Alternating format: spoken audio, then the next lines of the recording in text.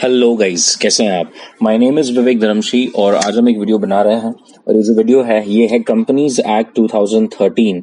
और companies act 2013 के अंदर जिस टॉपिक पर आज हम डिस्कस करने वाले हैं वो है doctrine of ultra vires, doctrine of constructive notice and doctrine of indoor management. Yes, there are three things that we have to discuss: ultra wires, constructive notice and indoor management. ये तीन doctrines पर आज हमें focus देना है। बिल्कुल बड़े ध्यान से देखना। डॉक्ट्राइन का मतलब यहाँ पर एक है, मतलब होता है रूल। आप बेसिक्स में समझ लीजिए, डॉक्ट्राइन का मतलब है रूल। तो आइए हम जल्दी से देखते हैं कि क्या है ये डॉक्ट्राइन ऑफ या other rule of ultra vires, rule of constructive notice and rule of indoor management. मैं ये वीडियो शुरू करने से पहले आपको ये एक और चीज बता दूं कि हमने पहले ही एक वीडियो बना लिया है और वो वीडियो था MOA एंड AOA पे। याद रखें, ये जो वीडियो है ये वीडियो हमने पहले ही बना लिया है।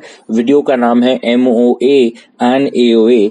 अगर आपने ये MOA एंड AOA वाला वीडियो नहीं देखा है तो आई विल फर्स्ट रिक्वेस्ट कि आप पहले ये वीडियो देख लें और उसी के बाद ये वाला जो doctrine of ultra vires, constructive notice और इंडोर मैनेजमेंट है वो देखें, बिकॉज ये दोनों लिंक्ड हैं। अगर आपने MOA AOA वाला नहीं देखा तो देयर आर चांसेस कि आपको ये वीडियो थोड़ा नहीं समझेगा। Sure about this? पक्का? तो चलिए जल्दी से शुरू करते हैं। क्या कहता है doctrine of ultra vires, constructive notice and indoor management. Now the first is doctrine of ultra vires. Now ultra vires का मतलब, यहां पर अल्ट्रा का मतलब है बियॉन्ड और वायर्स का मतलब है पावर। आप यहां पर देख सकते हैं, मैंने स्पेसिफिकली लिखा है अल्ट्रा का मतलब है बियॉन्ड और वायर्स का मतलब है पावर। इसका मतलब है ultra vires means beyond power. Clear? Beyond power, yes और नो? अब मुझे बताइए, हमने MOA और AOA में देखा था, हमने बात करी थी कि MOA कंपनी के लिए एक चार्टर डॉक्यूमेंट है, एक बहुत ही ज्यादा इंपॉर्टेंट डॉक्यूमेंट है। और हमने यहां तक कह दिया था कि एक तरह से ये कंपनी के लिए कॉन्स्टिट्यूशन है। यस। और MOA एक तरह से डिसाइड करता है क्या? स्कोप डिसाइड करता है, कंपनी क्या कर सकती है क्या नहीं कर सकती।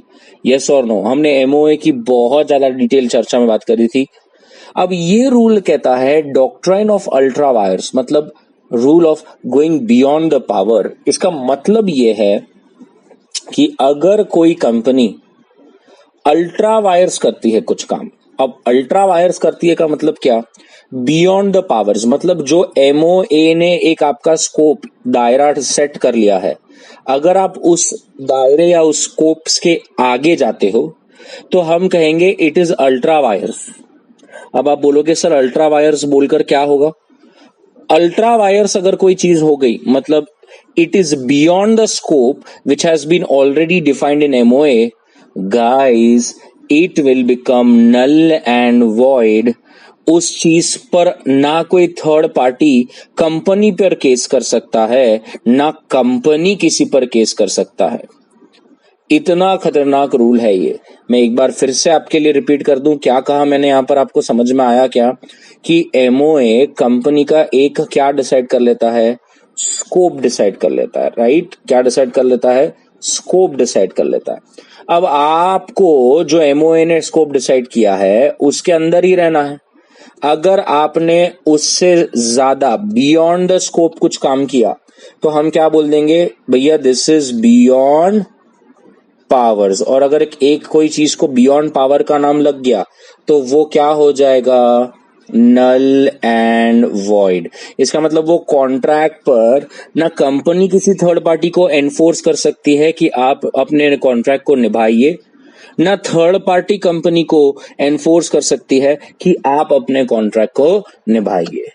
जो चीज स्कोप के बाहर है वो कंपनी के लिए भी नल एंड वॉइड है और थर्ड पार्टी के लिए भी नल एंड वॉइड है। तो हम पढ़ लेंगे, the company which owes its incorporation to statutory authority can not effectively do anything beyond the powers which have been conferred by the act or MOA. Sure about this? Act और MOA से बाहर नहीं जा सकते। अब हमने देखा था कि MOA का ऑब्जेक्टिव क्या था? एक इन्वेस्टर को प्रोटेक्ट करना। कैसे, याद है आपको? क्योंकि इसके ऑब्जेक्ट क्लॉज में लिखा होता है कि आप जो कंपनी में पैसा लगाओगे वो किधर लगेगा, पैसा किधर इन्वेस्ट होगा, क्या बिजनेस कर रही है कंपनी और क्या रिस्क है। और दूसरा है ऑब्जेक्टिव होता है क्रेडिटर्स को प्रोटेक्ट करना, जिससे क्रेडिटर को पता चल जाए कि देख भैया कंपनी है ना सिर्फ यही बिजनेस कर सकती है, सिर्फ इसी रिलेटेड कॉन्ट्रैक्ट कर सकती है, अगर तूने इसके अलावा कुछ किया तो वो वॉइड अब निश्यो हो जाएगा। तो एमओए एक तरह से शेयर होल्डर को भी बताता है कि हम जिस कंपनी के ओनर हैं वो कंपनी क्या क्या चीजें कर सकती है, क्या क्या चीजें केपेबल है, और थर्ड पार्टी को भी एक आइडिया दे देता है कि कंपनी के साथ कौन से कॉन्ट्रैक्ट्स किए जा सकते हैं और कौन से कॉन्ट्रैक्ट्स नहीं किए जा सकते। क्लियर है? पक्का? अब अगर समझ लीजिए अल्ट्रा वायर्स हो गया कुछ, if there is something there is an ultra wires transaction।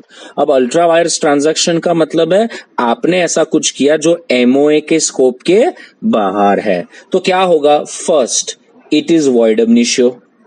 Clear है? वॉइड अब इनिशियो का मतलब क्या? Void from the beginning. Void ab initio का मतलब है void from the beginning. A company can restrain by an injunction order, directors will be personally liable. For deliberate misapplication, criminal action can also be taken, but a distinction shall be drawn between the transactions which are ultra vires the company and those which are ultra vires the directors। अभी ये 2 minute ये वाला part आपको शायद ना समझे, मैं आपको ये सिखा दूं। 2 मिनट बड़े ध्यान से देखिए। यहां पर रूल कहता है, लेट अस से ये हमारी कंपनी है ABC लिमिटेड, ठीक है, और ये एक तरह से स्कोप डिसाइड किया गया है कि कंपनी ये ही कर सकती है। ठीक है, यहां पर एक थर्ड पार्टी है, यहां पर एक थर्ड पार्टी है, और ये थर्ड पार्टी ने कंपनी के साथ अब एक ऐसा कॉन्ट्रैक्ट किया है जो अल्ट्रा वायर्स है। अब अल्ट्रा वायर्स का मतलब क्या? Beyond powers. इसका मतलब थर्ड पार्टी पागल है, उसने बराबर से ध्यान से एमओए पढ़ा ही नहीं, बिना एमओए पढ़े उसने कॉन्ट्रैक्ट कर लिया, उसने ऐसा कुछ किया जो एमओए के जो स्कोप है उस स्कोप से बाहर है। और थर्ड पार्टी ने लेट अस से फॉर एग्जांपल एडवांस मनी पे कर दिया था। क्या कर दिया था? एडवांस मनी पे कर दिया था। यस और नो? अब थर्ड पार्टी क्या एबीसी को कॉन्ट्रैक्ट निभाने के लिए एनफोर्स कर सकती है? The answer is no, you can not enforce ABC limited. Sir क्यों? लेकिन मैंने तो एडवांस दिया है। तूने एडवांस दिया है तो क्या करे? तूने एमओए पढ़ा? नहीं सर। क्यों नहीं पढ़ा? क्योंकि आपने कुछ ऐसा किया है जो एबीसी के स्कोप के बाहर है। सर लेकिन मैंने उसको एडवांस दिया है, पैसे दे रखे हैं, अब नहीं, वो फिर भी अपना कॉन्ट्रैक्ट नहीं निभाएगा। सर मेरा तो पैसा चला गया। किसने बोला?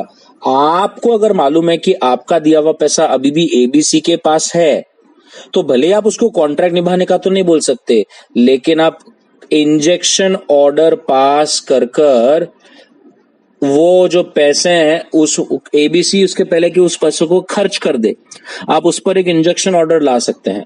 आप उस पर एक इंजेक्शन ऑर्डर ला सकते हैं, और वो इंजेक्शन ऑर्डर जो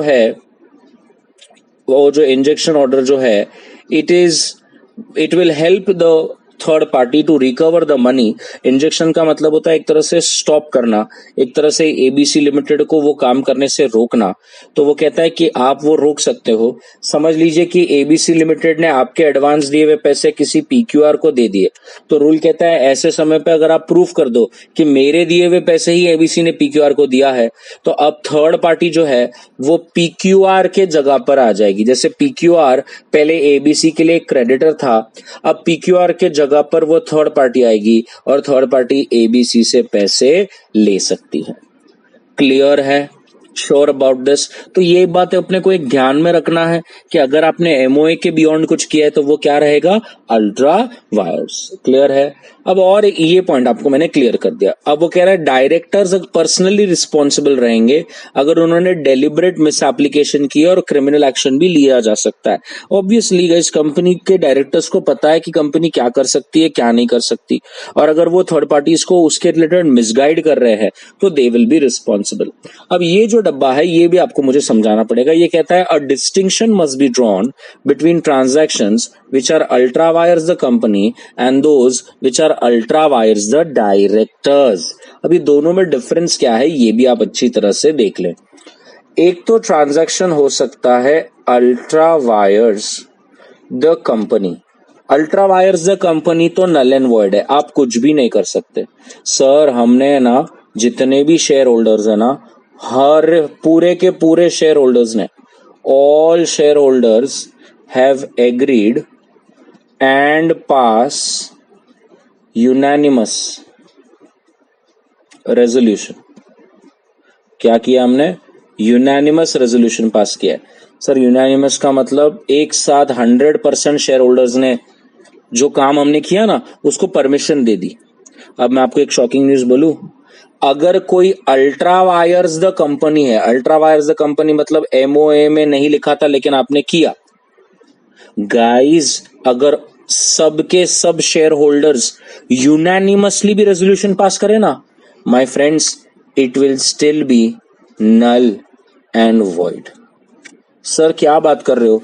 मतलब MOA में ऐसा कुछ लिखा नहीं था फिर भी हमने किया, अब हमें उसे वैलिड बनाना है तो हमने लेकिन 100% शेयर होल्डर्स का अप्रूवल लिया है, एक भी शेयर होल्डर ने रिजेक्ट नहीं किया और कंपनी तो शेयर होल्डर की है। गाइज लॉ में क्लियर लिखा है ऐसी कोई चीज जो MOA के स्कोप से बाहर है तो वो वॉइड अब इनिशियो है, वो नल और वॉइड है। अब आप उसे वैलिड भी नहीं कर सकते अगर 100% शेयर होल्डर्स ने आपको इसका परमिशन दे रखा है। क्लियर? श्योर? लेकिन अगर समझ लीजिए कोई एक्ट है जो अल्ट्रा वायर्स द डायरेक्टर है, अल्ट्रा वायर्स द डायरेक्टर है। अब आप पूछेंगे सर ये अल्ट्रा वायर्स द डायरेक्टर मतलब क्या? अल्ट्रा वायर्स द डायरेक्टर का मतलब डायरेक्टर्स ने ऐसा कुछ किया जो within the powers of company है। Within the powers of company का मतलब है अल्ट्रा वायर्स ऑफ कंपनी नहीं है, इंट्रा वायर्स है, मतलब कंपनी के पावर्स में ये है, बट जो डायरेक्टर्स ने किया ना it is beyond the powers of them, it is beyond the powers of them. आप समझे क्या बोल रहा हूं मैं? एवरीबडी, जैसे मेरी कंपनी के ऑब्जेक्ट क्लॉज में लिखा है कि मैं कोई भी बिजनेस कर सकता हूं relating to education sector. I can open up hostel, I can open up school, I can go for a degree or degree certification courses, or I can go for a coaching class. I can do each and anything with respect to education sector. तो ये मेरे object clause में था, मेरे MOA में लिखा था, ठीक है। लेकिन मेरे जो डायरेक्टर है मैंने उसको कभी नहीं बोला था कि कोई क्लास को जो है तो मर्जर एक्विजिशन करना है या ऐसा कुछ करना है। तो अब हुआ क्या, डायरेक्टर ने कुछ ऐसा किया है जो उसकी औकात के बाहर है, उसके पावर के बियॉन्ड है, लेकिन जो किया है वो कंपनी के विद इन द पावर्स है। मतलब काश अगर डायरेक्टर को उसकी परमिशन मिलती, उसके पास वो पावर होती, तो ये कभी अल्ट्रा वायर्स नहीं होता, it will always be with in the powers of company. तो अल्ट्रा वायर्स डायरेक्टर्स का मतलब क्या है? विद इन द कंपनी के powers, but ultra vires the director, मतलब डायरेक्टर की औकात से बाहर, लेकिन कंपनी के पास वो अधिकार है, कंपनी वो कर सकती है। आई बात समझ में? अब आप कहेंगे सर इसमें क्या, तो रूल कहता है अगर जब अल्ट्रा वायर्स द डायरेक्टर हो और अगर शेयर होल्डर रेजोल्यूशन पास कर दे कि भैया हम इसको परमिशन देते हैं और वी ग्रांट दिस, तो आप बिलीव नहीं करेंगे वो रैटिफाई हो जाएगा। मैंने पहले वाले वीडियोस में बहुत बार रैटिफिकेशन सिखाया है, रैटिफाई रिकन्फर्म हो जाएगा। मतलब sir ultra vires the company है तो सब शेयर होल्डर मिलकर भी रैटिफाई नहीं कर सकते, सब शेयर होल्डर मिलकर भी वॉइड चीज को वैलिड नहीं कर सकते। यस सर, लेकिन अगर वो अल्ट्रा वायर्स द डायरेक्टर्स है तो शेयर होल्डर रेजोल्यूशन पास कर कर उसे वैलिड कर सकते हैं। यस, ये सिखाना था मुझे। समझ में आया एवरीबॉडी? तो I hope that is clear. तो यहां पर देखिए एकदम क्लियर कट चार्ट दिया गया है और मैंने सिंपल सी तरीके से बताया है। तो रूल कहता है इंट्रा वायर्स का मतलब है within the power, ultra vires का मतलब है बियॉन्ड द पावर। यस और नो? इंट्रा वायर्स का मतलब है within the power, ultra vires का मतलब है बियॉन्ड द पावर। तो अब मैंने देखिए तीनों चीजें यहां पर की है। अगर समझो डायरेक्टर्स का अल्ट्रा वायर्स है, ठीक है, डायरेक्टर का अल्ट्रा वायर्स है, डायरेक्टर का अल्ट्रा वायर्स है, इसका मतलब क्या कि डायरेक्टर की औकात, डायरेक्टर के स्कोप के बियॉन्ड है। तो रूल कहता है अलाउड है। अलाउड कब? अगर शेयर होल्डर रेजोल्यूशन पास करे तो हम उसे वैलिड कर सकते हैं। क्लियर है? समझ लीजिए अगर वो एओए का अल्ट्रा वायर्स है।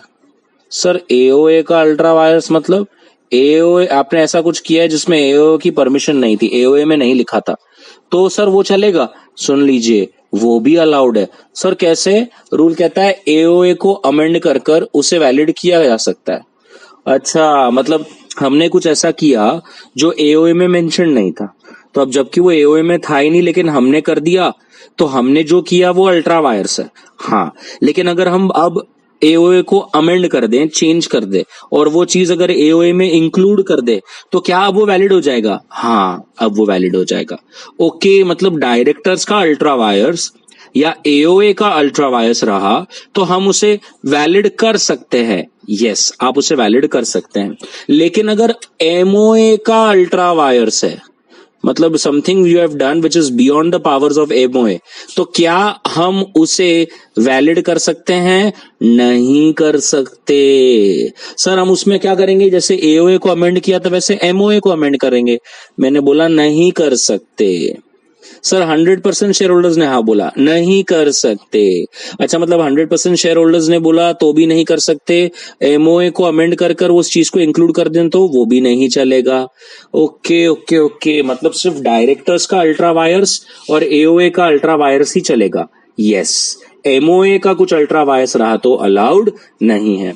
सर कंपनीज एक्ट का अल्ट्रा वायर्स हो गया, कंपनीज एक्ट का अल्ट्रा वायर्स है, तो क्या हम कुछ कर सकते हैं? पागल, बिल्कुल भी नहीं कर सकते, क्योंकि कंपनीज एक्ट तो आपको मालूम है, हमने पिछले वीडियोस में देखा था, आउटर सर्कल है, वो तो सबसे मेन है। ऐसा कुछ करना जो कंपनीज एक्ट के खिलाफ है, ऐसा कुछ करना जो कंपनीज एक्ट को का नॉन कंप्लायंस हो जाए, वो तो आप जिंदगी में कभी वैलिड नहीं कर सकते। Sure about this? तो ये चार्ट बहुत हेल्पफुल है और आपको पूरा तरह से समझ में आ गया कि डायरेक्टर का अल्ट्रा वायर्स मतलब बियॉन्ड उसके पावर्स या एओए, ऐसा कुछ करना जो एओए के बियॉन्ड पावर है, उसे वैलिड किया जा सकता है। लेकिन एमओए या कंपनीज एक्ट रहा और उसका बियॉन्ड द पावर्स है तो आप अमेंडमेंट से भी उसे वैलिड नहीं कर सकते। 100% शेयर होल्डर्स ने हाँ बोला तो भी उसको वैलिड नहीं कर सकते। क्लियर है? Sure about this? पक्का? तो मैंने यहाँ पर देखिए पूरा समराइज करके रखा है आपके लिए जिससे आपको समझने में आसानी हो। रूल कहता है क्या अल्ट्रा वायर्स द डायरेक्टर है तो चलेगा? तो रूल कहता है हाँ चल जाएगा। तो इट कैन बी रैटिफाइड, वो रैटिफाइड वर्ड है, by the general body of share holders provided it is intra vires the MOA. Obviously कुछ डायरेक्टर ने ऐसा किया है जो उनकी औकात से तो बाहर है लेकिन वो इंट्रा वायर्स द एमओए है। प्लीज ना, ये वायरस नहीं वायर्स है, तो इंट्रा वायर्स द एमओए है। Sure about this? पक्का? मैंने यहाँ पे नीचे एक एग्जाम्पल दिया है, देखिए इधर एग्जाम्पल कि आपके एओए में लिखा था कि डायरेक्टर मैक्सिमम 5 लाख का बोरिंग कर सकता है, ऐसा एक प्रोविजन था। लेकिन अगर डायरेक्टर समझ लीजिए 7 लाख की लोन ले लेता है तो अब तो वो अल्ट्रा वायर्स द डायरेक्टर है, बिकॉज डायरेक्टर को तो बिना परमिशन के 5 लाख तक का ही बोरिंग या लोन लेना अलाउड था, लेकिन डायरेक्टर ने क्या किया? 7 लाख का कर दिया। अब थोड़ा सोचिए, ये अल्ट्रा वायर्स द डायरेक्टर है, मतलब डायरेक्टर अपनी दी गई औकात से बाहर चला गया, लेकिन बोरो करना ये कंपनी का प्रोविजन है, बोरो करना ये कंपनी के रूल में है, तो it is intra vires the MOA but ultra vires the director. तो क्या हम इसे कर सकते हैं? कर सकते हैं। आप रेजोल्यूशन पास कर लीजिए शेयर होल्डर का, खत्म हो जाएगा। Next, act ultra vires the MOA चलेगा क्या?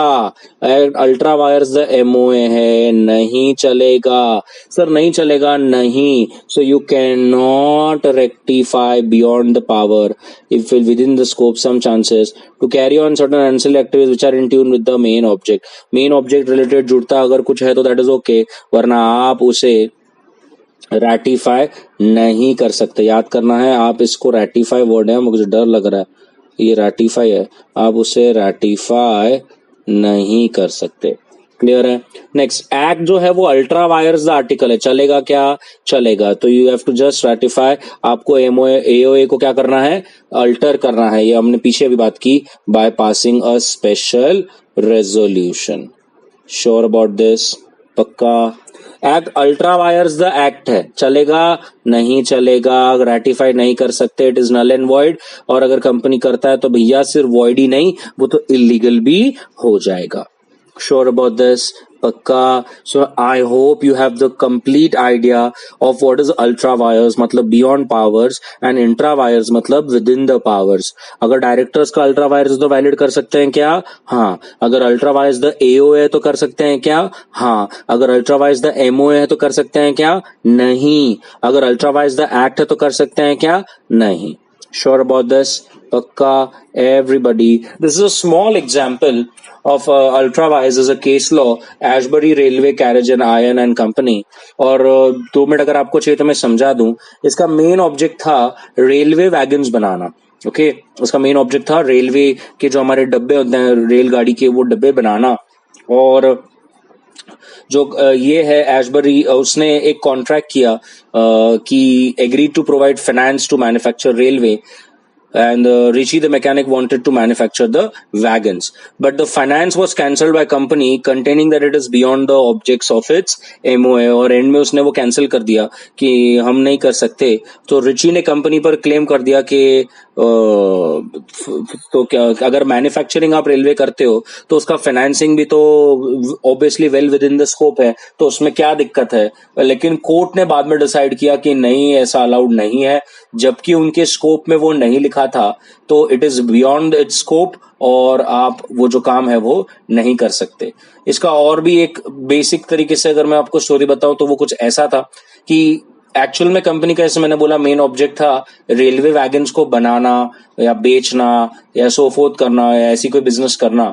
और फिर हुआ ये कि डायरेक्टर्स जो है उन्होंने उसको फाइनेंस करने का कोशिश किया, और जैसे मैंने अभी आपको बताया कि रिची के साथ कॉन्ट्रैक्ट किया था, लेकिन ये एमओए के क्या बोलते हैं उसको, अल्ट्रा वायर्स हो गया, और रिची ने कंपनी पर क्लेस कर दिया। तो कंपनी ने उसमें कोर्ट में ये भी बताया था कि सर ये एक्ट हमने रेटिफाई भी किया है और हमारे सब शेयर होल्डर्स ने स्पेशल रेजोल्यूशन भी पास किया है, तो क्या दिक्कत होनी चाहिए। बट कोर्ट ने क्लियर कर दिया कि नहीं, this contract is null and void, and जबकि ये प्रॉपरली एमओए के ऑब्जेक्ट क्लॉज में नहीं था फाइनेंसिंग वाला पार्ट, तो आप ये काम नहीं कर सकते। And the company was very right in repudiating the contract as it was ultra vires. Sure about this? पक्का? तो जस्ट ये जो केस है इसको थोड़ा सा ध्यान में रखना, आप मॉडल से भी इसको पढ़ सकते हो, बट इट्स वेरी सिंपल। चलिए, now the next doctrine is constructive notice. Okay, doctrine, next doctrine का क्या नाम है? Constructive notice. अब ये कंस्ट्रक्टिव नोटिस याद रखिए, ये कंपनी के फेवर में है, ना कि आउटसाइडर के फेवर में। तो ये जो रूल है ना, हमारे बेनिफिट का है, कंपनी के बेनिफिट का है, ना कि आउटसाइडर के बेनिफिट का। अब आप कहेंगे सर ये क्यों बोल रहे हो आप, हमारे बेनिफिट और आउटसाइड बेनिफिट? क्योंकि इसके बाद का जो डॉक्ट्राइन है ना, इंडोर मैनेजमेंट, वो हमारे बेनिफिट का नहीं है, वो आउटसाइडर के लिए बना है, वो आउटसाइडर को प्रोटेक्ट करने के लिए बना है।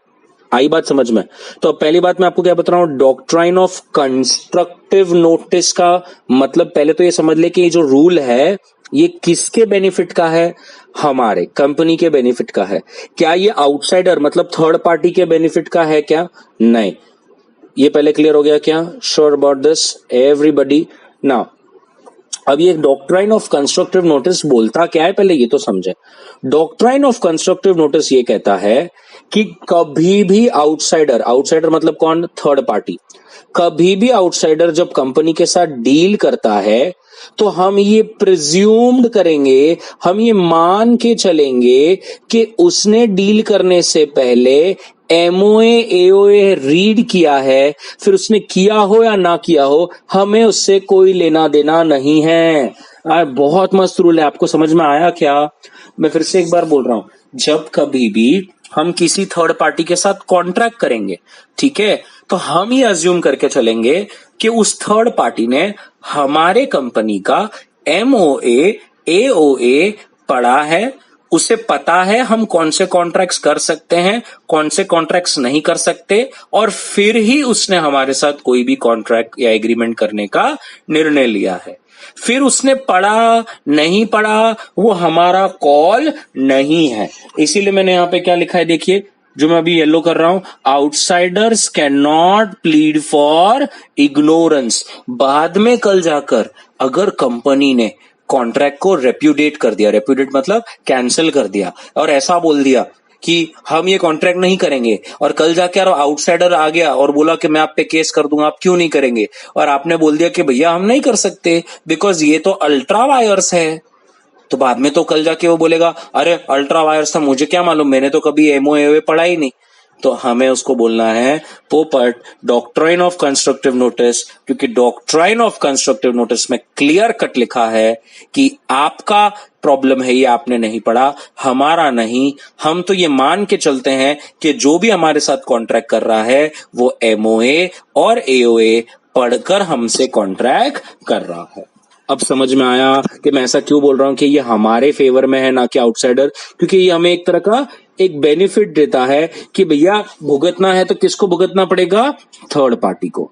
तो यहां पर हम लोग 2 मिनट कंस्ट्रक्टिव नोटिस पढ़ेंगे, ध्यान से देखिए।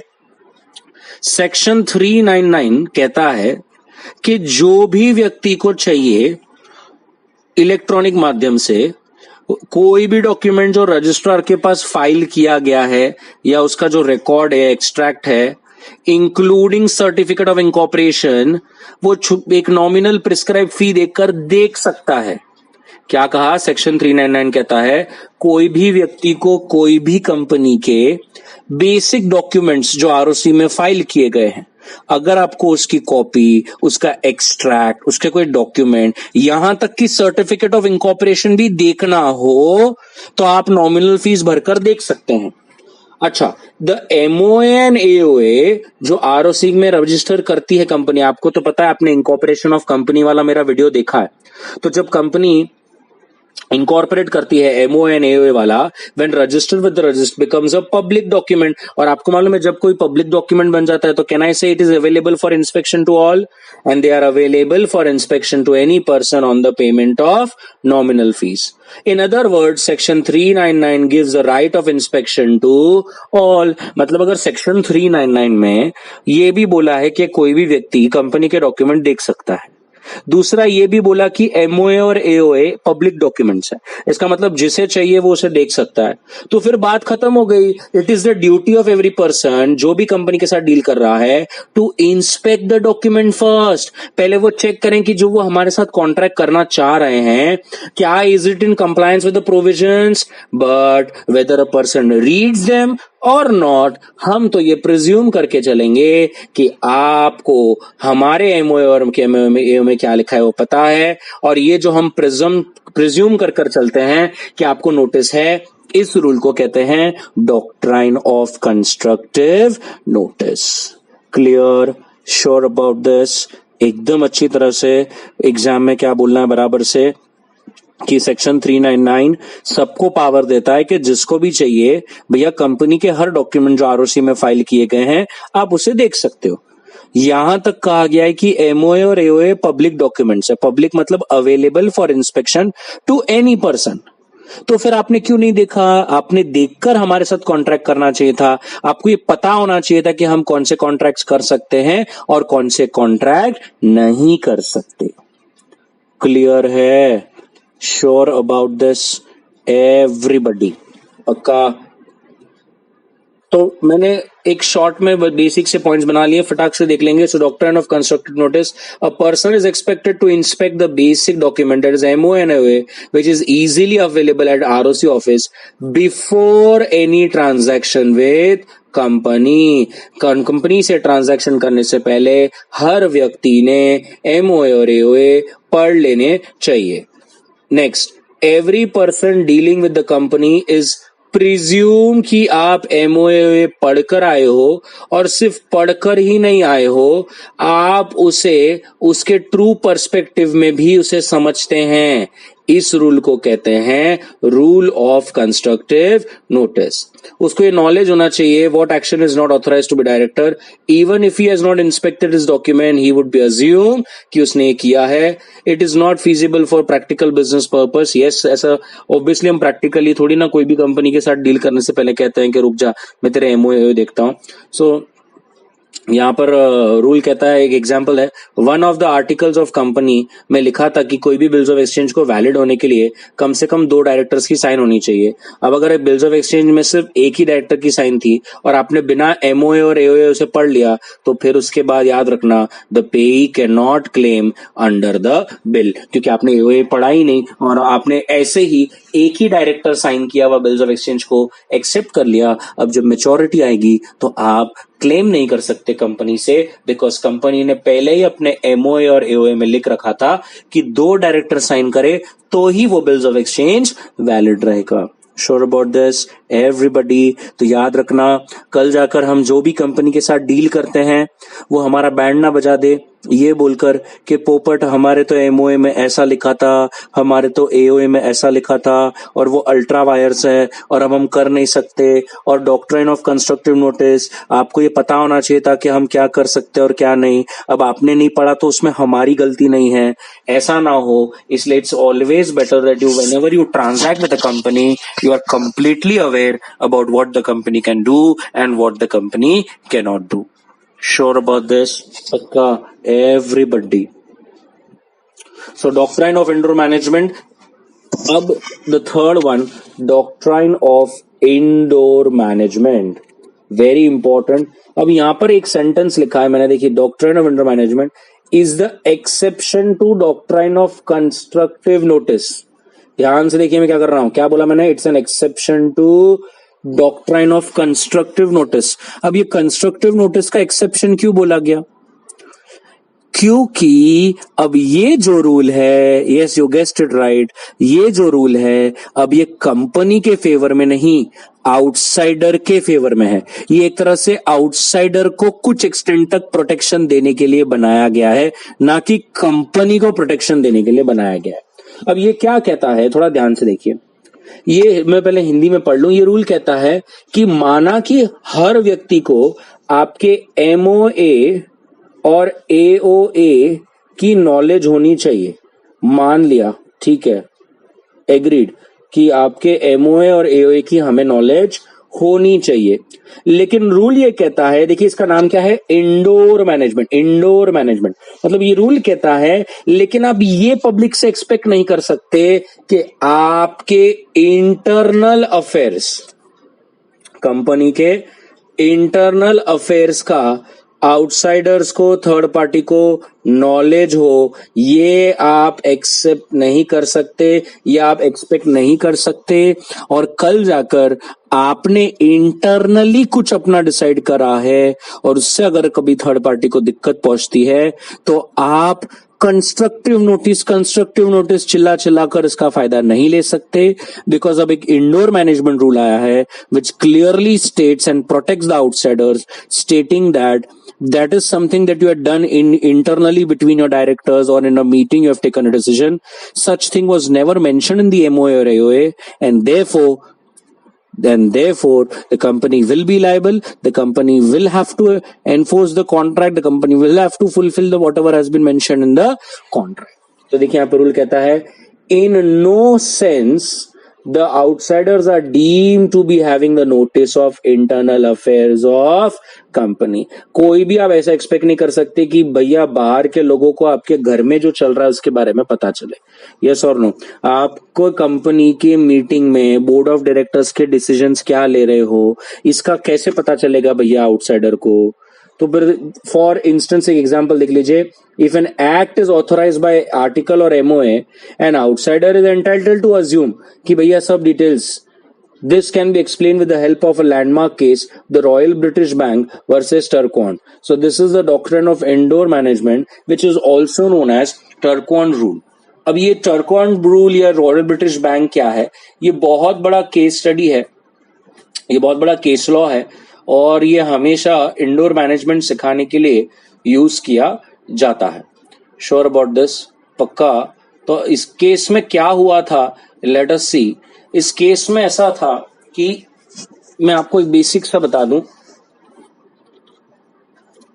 एक मिनट यहां पर रब कर देता हूं पहले. सो इस केस में ऐसा हुआ था कि एक कंपनी थी, ओके, एक कंपनी थी और उस कंपनी ने डिबेंचर्स इशू किए थे, मतलब लोन इशू किया था, डिबेंचर इशू किए थे. किसको? रॉयल ब्रिटिश बैंक को, $2,000 के. ओके, सो कंपनी ने $2,000 या पाउंड जो भी है, ब्रिटिश है इसलिए पाउंड, सो 2,000 पाउंड के बॉन्ड्स या डिबेंचर्स कंपनी ने रॉयल ब्रिटिश बैंक, कंपनी के डायरेक्टर ने इशू किए थे और बैंक ने उसे सब्सक्राइब किया और कंपनी को 2,000 पाउंड दिए. क्लियर है? अब जब मेच्योरिटी आई तो ब्रिटिश बैंक ने कंपनी को पैसे मांगे और कंपनी ने बोला कि पोपट पोपट. अब जबकि बैंक ने पूछा क्या पोपट पोपट, तो उसने कहा कि तुझे किसने बोला कि 2,000 पाउंड का पैसा देने के लिए डायरेक्टर को, और तुझे किसने बोला कि डायरेक्टर इसके से डिबेंचर या बॉन्ड ले ले? तो बैंक ने बोला किसने बोला का मतलब क्या, वो आपकी कंपनी का डायरेक्टर है और वो आया तो मैंने दिया. तो कंपनी ये कहती है कि अरे माना कि हमारे एमओए या एओए में बोरोइंग के पावर्स लिखे हैं, लेकिन तुझे नहीं मालूम है कि ये जो डायरेक्टर है जिसका नाम था मिस्टर ए, हमने एक मीटिंग में एक रेजोल्यूशन पास किया था. हमने एक मीटिंग ली थी और उसमें एक रेजोल्यूशन पास किया था कि ये जो मिस्टर ए है ना, ये विदाउट परमिशन कभी भी लोन नहीं ले सकता. विदाउट परमिशन ये कभी भी लोन नहीं ले सकता. एक्चुअल केस स्टडी में वो एक अमाउंट थी कि भाई कोई स्पेसिफाइड लिमिट के बाद आप परमिशन लेनी पड़ेगी, उसके बाद आप बिना परमिशन के लोन नहीं ले सकते. लेकिन मैं आपको इजी करने के लिए बोल रहा हूं कि मिस्टर कंपनी ने कहा मिस्टर ए के बारे में तो हमने एक मीटिंग में एक रेजोल्यूशन पास किया था कि बिना परमिशन के तो वो लोन ही नहीं ले सकता, और उसने हमारी कभी परमिशन ली ही नहीं और आपको डायरेक्ट डिबेंचर या बॉन्ड इशू कर दिया और आपने पैसे दे दिए. तो गाइस, रॉयल ब्रिटिश बैंक ने तुरंत इंडोर मैनेजमेंट का रूल बताते हुए कोर्ट में कहा कि जज साहब, हमसे इतना ही एक्सपेक्टेड है कि हम एमओए और एओए पढ़े, और जब हमने एमओए और एओए पढ़ा तो उसमें क्लियर कंपनी के पास बोरिंग के अधिकार थे, इसलिए हमने लोन दिया. But we are not expected कि हमें कंपनी के घर में कंपनी के इंटरनल अफेयर्स क्या चल रहे हैं, हमसे आप ये एक्सपेक्ट नहीं कर सकते कि हमें पता चले कि कंपनी के मीटिंग में क्या डिसीजन लिए गए थे और कौन से डायरेक्टर्स पर जो है वो एक रेस्ट्रिक्शन लगा रखा था या किसको बोरो करने से मना कर दिया था. एंड देयरफॉर प्लीज हमें हमारे पैसे चाहिए. और अल्टीमेटली कोर्ट ने ये फैसला दिया कि ये सही है कि आप आउटसाइडर या थर्ड पार्टी से कंपनी के अंदर बीच में इंटरनली क्या हो रहा है इसके बारे में जानना ये संभव नहीं है. ना आप थर्ड पार्टी से ये एक्सपेक्ट कर सकते हैं. थर्ड पार्टी से आप सिर्फ और सिर्फ अगर कुछ एक्सपेक्ट कर सकते हैं तो वो है एमओए और एओए की जानकारी. और तब से एक रूल बन गया doctrine of indoor management, which is an exception of doctrine of constructive notice, which clearly states that expect only that people are aware of your MOA and AOA, but do not expect that the third party also knows about all the valid resolutions and the decisions that you have taken internally in your company. Sure about this? पक्का। सो देखिए मैंने यहाँ पर clear लिखा है कि जो doctrine है of indoor management, it is obviously for outsiders, it is in the favour of outsiders, and rule कहता है कि internal procedures have been not been observed और कंप्लाइड, ये हमें देखना हमारा काम नहीं है। तो यहाँ पर रूल लेके क्लियर कहता है कि हमने एमओए और एओए रीड करना है before dealing into any contract, has presume की इंटरनल रिक्वायरमेंट हो गया है। हमको ये नहीं देखना है कि भैया आपने वो अंदर रेस्ट्रिक्शंस अगर डाले हैं तो क्या उसने परमिशन ली, क्या रेजोल्यूशन पास किया, क्या। हम तो ये मान के चलेंगे कि भैया इंटरनली आपका जो भी है वो सब सही है, हमें उसके बारे में कोई इरेगुलरिटीज के बारे में पता नहीं था, हमें कोई इंटरनली आपके अंदर इरेगुलरिटीज के बारे में पता नहीं था। लेकिन अब ये रूल में एक ऐसा ट्विस्ट है, बहुत इंपॉर्टेंट है, मैं यहाँ पे लिख देता हूं। अरे यार ध्यान से देखिए, यहाँ पर एक ट्विस्ट है, और ये ट्विस्ट ये है कि अगर समझ लीजिए बैंक ने तो आपको डॉक्ट्राइन ऑफ इंडोर मैनेजमेंट बोलकर हराया कि भैया हमको क्या मालूम तुम्हारे अंदर क्या चल रहा है, and therefore we are very valid in claiming our money, agreed. लेकिन गाइज अगर सुन लीजिए, रूल ये कहता है अगर आप ये प्रूफ कर दें कि फिर भी कंपनी ने एमओए तो नहीं पढ़ा है, ठीक है, एमओए नहीं पढ़ा है, या उन्हें पहले से पता था कि ये डायरेक्टर के पास बोरिंग पावर्स नहीं है, मतलब they knew, they had the knowledge of इरेग्युलरिटी but they still went for the contract, या तो फिर अब ये प्रूफ कर दो कि ठीक है ये तो इंटरनल का एक मामला निकला, लेकिन वैसे भी उन्होंने कोई एमओए और एओए पढ़ा नहीं है। अगर आप ये प्रूफ कर दे तो रूल कहता है फिर आउटसाइडर को डॉक्ट्राइन ऑफ इंडोर मैनेजमेंट के अंदर कोई भी प्रोटेक्शन या बेनिफिट नहीं मिलेगा। बट याद रखना आपको ये प्रूफ करना पड़ेगा कि एमओए एक तो उन्होंने रीड नहीं किया है, या कि माना कि आपको इंटरनली हमारे अफेयर्स के बारे में पता नहीं होना चाहिए, बट आपको पता था और आपने फिर भी ट्रांजैक्शन किया। Sure about this? पक्का everybody? Now there are some exceptions, so let us see what are those exceptions. तो पहले तो कुछ मैंने एक समराइज किया हुआ है, बिल्कुल ध्यान से देखिए। It is an exception of a doctrine of constructive notice, we know this. It offers protection to outsiders dealing with the company. हमें पता है कि ये जो इंडोर मैनेजमेंट का रूल है ये आउटसाइडर को प्रोटेक्ट करने के लिए है, ना कि कंपनी को। ये आउटसाइडर को एक कॉन्फिडेंस दिलाता है कि आप कंपनी के साथ बिना डरे डील कीजिए, दिक्कत की कोई बात नहीं है, बस एमओए पढ़ ले और बात खत्म हो जाएगी। इसके बाद अगर कंपनी ने कभी अपने कॉन्ट्रैक्ट को निभाने से इंकार कर दिया, डिस्चार्ज करने से इंकार कर दिया, ये बोलकर कि तुझे क्या पता हमारी कंपनी में ऐसा डिसीजन लिया गया था या हमारी मीटिंग में ऐसा डिसीजन लिया गया था, तो बिल्कुल भी ना डरें, वो सब लागू नहीं होगा। Doctrine has been applied to make companies liable in case the deal were made by directors, जहां पर उनकी अपॉइंटमेंट ही डिफेक्टिव थी या अभी तक वो डायरेक्टर के जैसा अपॉइंट ही नहीं हुए थे, हु आर अपॉइंटेड बट उनके पास वो नेसेसरी अथॉरिटी नहीं थी, या अगर उनके पास वो अथॉरिटी थी बट जो मीटिंग में वो अथॉरिटी दी गई थी उस मीटिंग में कभी कोरम ही नहीं था। और कोरम का मतलब है minimum number of people required to attend the meeting to make all the decisions in the meeting valid. Sure about this? Now if you see there are some exceptions of doctrine of indoor management, मतलब माना कि doctrine of indoor management outsider के लिए है और वो outsider को एक तरह से प्रोटेक्शन देता है, लेकिन उसके भी एक्सेप्शंस है। हम लोग ये 3 एक्सेप्शंस को देखेंगे बिकॉज हमारे मॉडल में ये 3 एक्सेप्शंस है, हम इस 3 एक्सेप्शंस पर ही फोकस करेंगे। ये 3 एक्सेप्शंस जो है पहले 3, so first is knowledge of irregularity. Yes, knowledge of irregularity, और इसका मैं आपको बताता हूं कि क्या एग्जाम्पल है। Sure about this? Knowledge of इरेग्युलरिटी का इसका क्या एग्जाम्पल है, बिल्कुल आप ध्यान से देखिए। तो पहला एक्सेप्शन क्या है, ध्यान से देखना है।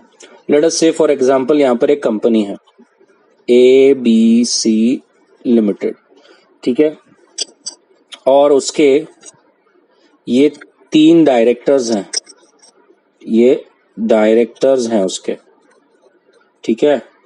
अब ये कंपनी है X, Y और Z, X, Y और Z। अब एक दिन XYZ का जो CEO है और ABC लिमिटेड का जो CEO है, वो दोनों के दोनों एक जगह पर मीटिंग के लिए मिले थे, और तब CEO, ये जो CEO है इसका फोन आया, ABC लिमिटेड से कंपनी से फोन आया, और इस CEO ने इस CEO के सामने बोला, कुछ तो बात हुई और कहा कि हमारे जो डायरेक्टर्स हैं जिनका नाम है P, Q और R, आज से उन्हें क्रेडिट पर माल खरीदने की परमिशन कैंसिल कर दो, क्रेडिट परचेस अलाउड नहीं है। ठीक है, ये सीईओ ने एबीसी लिमिटेड के बोर्ड ऑफ डायरेक्टर्स जो थे, उस पर जो 3 डायरेक्टर्स थे पीक्यूआर, उन्हें चिल्लाकर कह दिया कि आज से तुम कंपनी के लिए क्रेडिट परचेस नहीं करोगे, मुझे तुम पर कोई भरोसा नहीं है, तो आज से तुम मत करना। अब ये सीईओ जो है, कौन सा वाला, XYZ का, उसने सुन लिया ये। ठीक है, अब 2 दिन बाद, शांत से सुनिए, 2 दिन बाद ये जो पी है, ये पी गया एक बार कंपनी के पास, XYZ के पास, और कहा कि मैं एबीसी लिमिटेड के बिहाफ पर गुड्स को क्रेडिट पे परचेस करना चाहता हूं। और XYZ के सीईओ ने एग्री कर लिया, XYZ के सीईओ ने एग्री कर लिया और बोला कि ठीक है, बी को बोला ठीक है, मैं आपको एबीसी लिमिटेड से आप आए हो तो मैं आपको गुड्स जो है वो क्रेडिट पे परचेस करने देता हूं, ये लीजिए गुड्स और आप मुझे 15 दिन के अंदर पेमेंट कर देना। पी वो गुड्स लेके चला गया। अब 15 दिन के बाद जब XYZ का सीईओ आया और पैसे मांगे तो एबीसी लिमिटेड ने कहा पोपट पोपट। तो XYZ के सीईओ ने कहा कैसा पोपट? तो उसने कहा अरे आपने पी को दिया ही क्यों, पी के पास तो परमिशन ही नहीं थी परचेस करने की क्रेडिट पर, आपने उसको गुड्स क्रेडिट पर दिए ही क्यों, अब हम लायबल नहीं है। तो XYZ के सीईओ ने तुरंत हथियार निकाला और क्या कहा, उसने कहा डॉक्ट्राइन ऑफ इंडोर मैनेजमेंट। क्या कहा? Doctrine of indoor management. और डॉक्ट्राइन ऑफ इंडोर मैनेजमेंट का मतलब उसने कहा कि भैया आई एम एक्सपेक्टेड कि to know only your MOA, you can not expect कि मुझे पता चले कि तुमने तुम्हारे डायरेक्टर्स को अंदर अंदर क्या बोला है और उन्हें क्या परमिशन दी है और क्या नहीं। मैंने तुम्हारा MOA देखा और तुम्हारे MOA में क्लियरली था कि गुड्स क्रेडिट पे परचेस कर सकते हैं। अब मुझे क्या मालूम तुम्हारे घर घर में तुमने कौन से डायरेक्टर्स को पनिश कर रखा है एंड ऑल दैट पार्ट।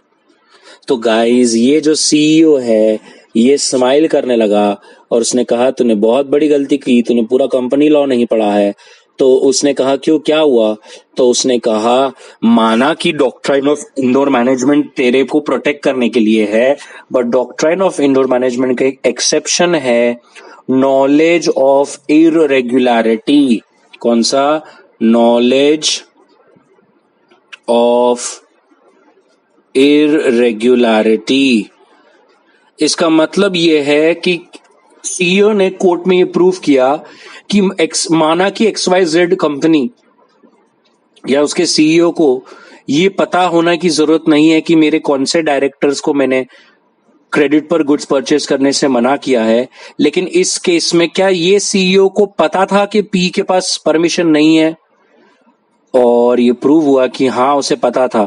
इसका मतलब पता होने के बावजूद, तुम्हारे पास नॉलेज था, उसके बावजूद तुमने ये ट्रांजैक्शन किया। Guys, the outsider, the XYZ now cannot claim any money because even though it was an internal matter, the CEO of the company knew it and still went further with the transaction। और अब उन्हें भुगतना पड़ेगा because ABC ने ये prove कर दिया कि दो it's a doctrine of indoor management, but उसमें एक एक्सेप्शन है कि अगर आपको पता है इंटरनल अफेयर्स के बारे में, if you have the knowledge of irregularity, तो फिर आप उसके अंदर क्लेम या बेनिफिट नहीं ले सकते। Sure about this? पक्का एवरीबॉडी? सेकंड क्या है? Negligence. Negligence on the part of outsider. अब ये वाला जो केस है इसको मैं आपको एकदम अच्छी तरह से समझा देता हूं। Negligence on the part of outsider, बड़े ध्यान से देखना, मैं आपको सिंपल सा बताता हूं। अब लेट अस से ये मेरी क्लास है VD एजुकेशन, ठीक है, और मेरा एक स्टाफ है राहुल, और वो पूरा काम करता है, ओके, बहुत ही ट्रस्टेड बंदा है। अब एक व्यक्ति है और वो राहुल को कांटेक्ट करता है। इस व्यक्ति का नाम है मिस्टर A, और वो राहुल को कांटेक्ट करता है और राहुल को कहता है कि अरे तुम्हारा जो सर है उसकी जो प्रॉपर्टी है, क्या वो उस प्रॉपर्टी के पेपर्स तुम्हारे पास रहते हैं? बोले हाँ। तो बोले ये प्रॉपर्टी आप मेरे को बेच सकते क्या? तो राहुल ने बोला हाँ बेच देता, तू मेरे को पैसे दे। तो मिस्टर ए ने इसको पैसे दिए और राहुल ने प्रॉपर्टी बेच दी। प्रॉपर्टी सोल्ड, मिस्टर ए ने मेड द पेमेंट। ओके, अब राहुल ने पैसे ले लिए, लेकिन ऑब्वियसली प्रॉपर्टी तो कभी मिस्टर ए की होगी ही नहीं, बिकॉज उस पर रिक्विजिट्स परमिशंस नहीं थे। तो मिस्टर ए कोर्ट में गया और उसने कहा कि मैंने तो सब बराबर से किया, मैंने देखा भी कि एमओए में उनके पास एक रूल था कि भैया the company can purchase sale the property, और मैंने ठीक वही किया। मैंने राहुल के साथ एक प्रॉपर्टी का सौदा किया, और सर राहुल जो है वो वीडियो एजुकेशन के लिए फुल टाइम काम करता है और वो सर के साथ भी रहता है हमेशा। अब जबकि ये कह रहा है कि राहुल के पास हमने कभी परमिशन दी ही नहीं थी प्रॉपर्टी की, तो अब उसमें हम क्या करें? उसने डॉक्ट्राइन ऑफ इंडोर मैनेजमेंट का रूल लगाते हुए कहा कि I am not expected to know what are the decisions that are और what are the permissions that you have given to Rahul. मुझे इतना मालूम है कि आप प्रॉपर्टी बेच सकते हो, ले सकते हो, that's it. I am you can not expect me कि मैं आपके इंटरनल अफेयर्स के बारे में जानूं।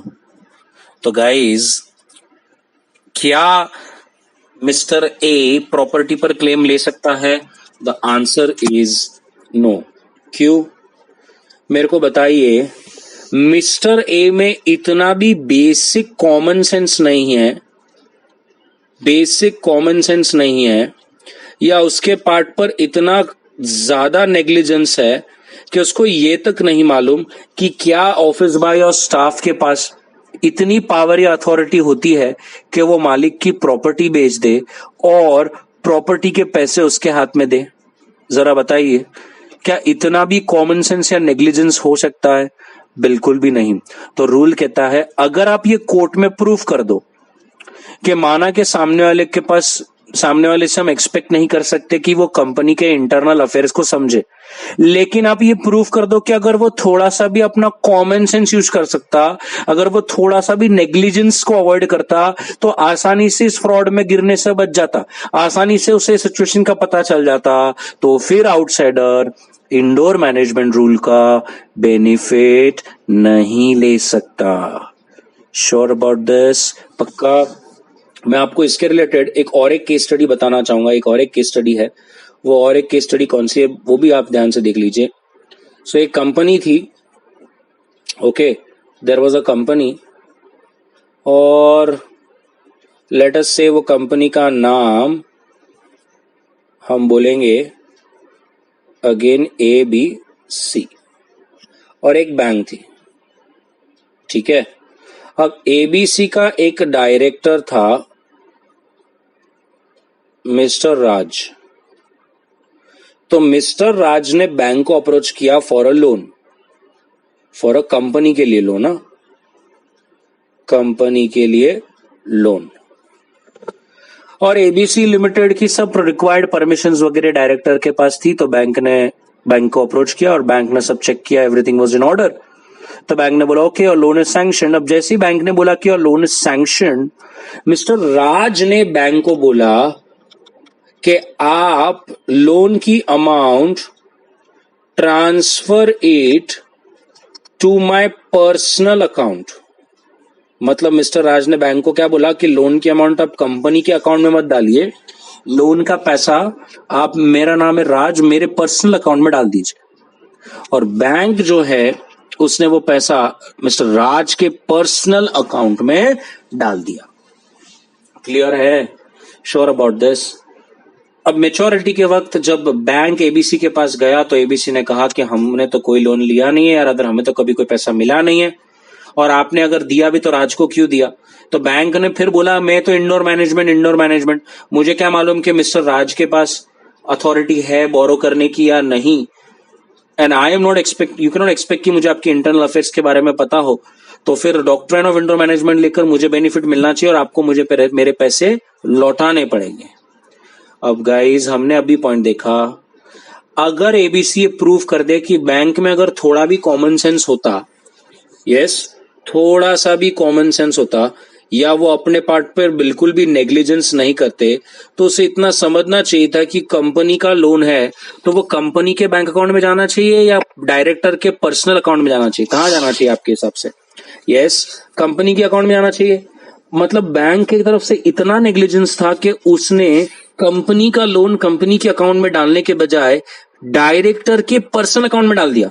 अब इससे बड़ी बेवकूफी क्या हो सकती है? तो रूल कहता है अगर ऐसा कंपनी प्रूव कर दे कि बैंक के पार्ट पर नेग्लिजेंस है, बैंक के पार्ट पर शेयर कॉमन सेंस मिसिंग है, तो इंडोर मैनेजमेंट का फायदा बैंक नहीं ले सकती। Sure about this? पक्का? एवरीबॉडी पूरा समझ में आ गया? So that was your second part of exception जहां पर आप क्लेम नहीं कर सकते। यस और no? And the third part is forgery. अब फॉर्जरी इतना इंपॉर्टेंट है, तो फॉर्जरी क्या कहता है?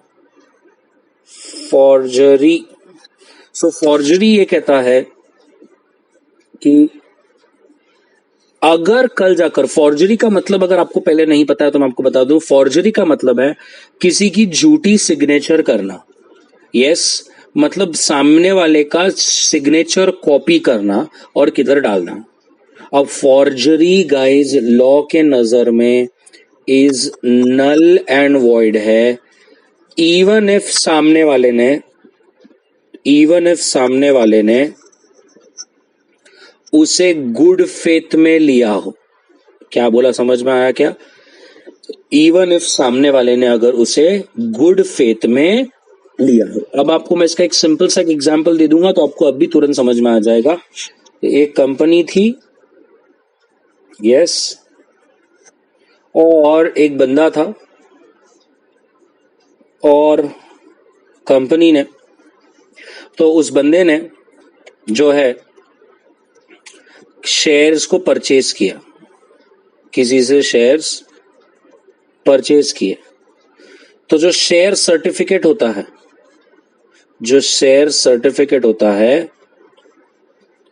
तो ये जैसे मैं अगर आपको इसका नाम बता दूं, जैसे ये मिस्टर एक्स है, ठीक है, तो इसने मिस्टर वाई ने शेयर्स को क्या किया?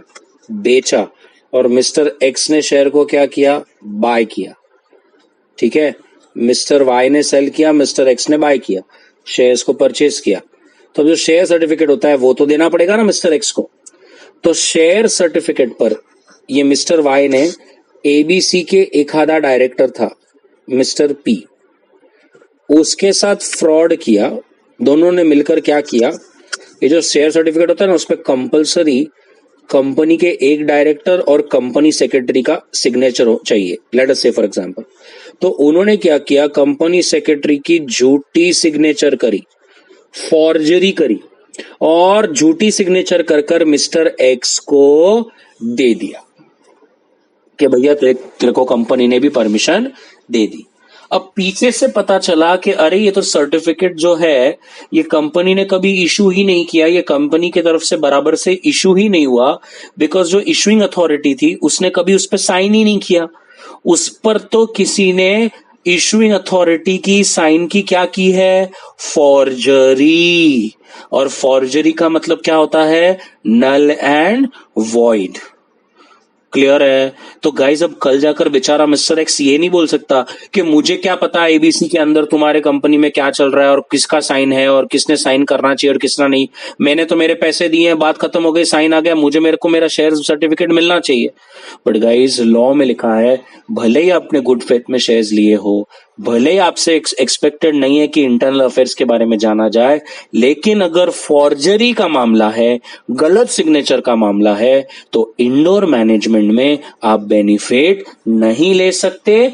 आप शेयर सर्टिफिकेट वो आपका झूठा है, वो शेयर्स आपके नाम पे नहीं होंगे। फिर भले ही आपने गुड फेथ में लिए हो, भले ही आपने ये मान के लिया हो कि भैया कंपनी की तरफ से ही बराबर से ऑथोराइज्ड है, जबकि ऐसा नहीं था, किसी ने इशूइंग पार्टी की गलत सिग्नेचर, झूठी सिग्नेचर करी थी, और जबकि ये फॉर्जरी है, it is null and void. Mister X को वो शेयर सर्टिफिकेट्स वैलिड नहीं है, वो शेयर्स नहीं मिलेंगे। Sure about this everybody? पक्का? तो ये तीनों आपको क्लियर हो गए, knowledge of irregularity, negligence on the part of outsider and forgery. Sure about this. ये नो नॉलेज ऑफ आर्टिकल्स मैंने आपको पीछे ऐसे ही बता दिया है, चार्ट के फॉर्मेट में मैंने यहाँ पे लिखा है। नो नॉलेज ऑफ आर्टिकल्स मतलब वो इंडोर मैनेजमेंट में वो बेनिफिट तो ले रहा है, लेकिन अगर आप ये प्रूव कर दो कि उसको वैसे भी एमओए और एओए का नॉलेज नहीं है, मतलब उसने वैसे भी एमओए और एओए नहीं पढ़ा है, तो फिर आप उसका इंडोर मैनेजमेंट का जो उसको बेनिफिट मिलने वाला था वो नल कर सकते हो, वो कैंसिल करा सकते हो और उसे कोर्ट में हरा सकते हो, अगर आप ये प्रूव कर दो लेकिन कि उसने वैसे भी एमओए और एओए नहीं पढ़ा है। Sure about this? पक्का everybody? So this is your indoor management constructive notice and ultra vires. हमने ये तीनों रूल्स को अच्छी तरह से देखा एग्जाम्पल्स के साथ। आशा है आपको ये पूरा अच्छी तरह से समझ गया है और आपने आराम से देख लिया है। Just now I would request कि आप ये तीनों डॉक्ट्राइन्स को अच्छी तरह से अपने नोट्स में देख लें, एक एक पैराग्राफ का एक तरह से नोट्स बना लें, एक एक पैराग्राफ अगर कल जाकर कोई शॉर्ट नोट पूछ लेता है तो अपने को doctrine of ultra vires, constructive notice और इंडोर मैनेजमेंट में लिखते आना चाहिए। You should at least have 8 to 10 lines ready for all these 3 short notes की तरह बहुत बार कोई ना कोई डॉक्ट्राइन आ जाता है। Sure everybody, I hope you understood. If there is any issue please put in the comments and I will be more than happy to reply. Thank you very much.